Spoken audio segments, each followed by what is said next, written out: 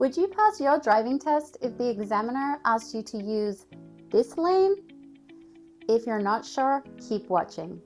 This is called a two-way left turn lane. You will also hear people call it a center turn lane.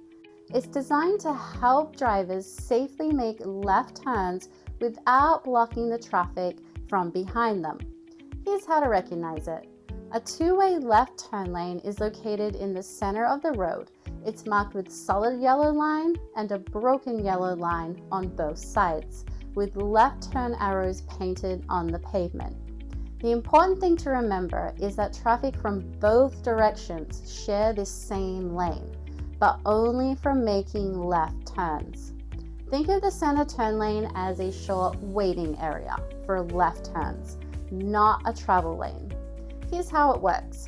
If you wish to turn left into a business, a parking lot, or a side street, you can move into the center turn lane when it's safe to do so. Once you're in the center turn lane, slow down and check for oncoming traffic. When there is a safe gap, you can make your left turn.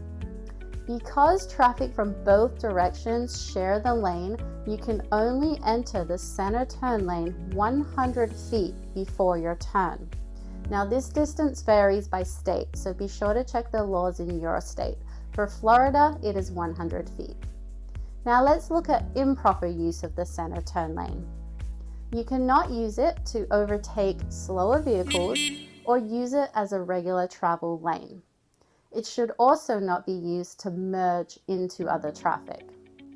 So remember this simple rule. Only use the two-way left turn lane when you're preparing to make a left turn. It's a shared turning lane, not a driving lane. If this lesson helped you, be sure to like this video and subscribe for more easy to follow driving tips designed for new drivers.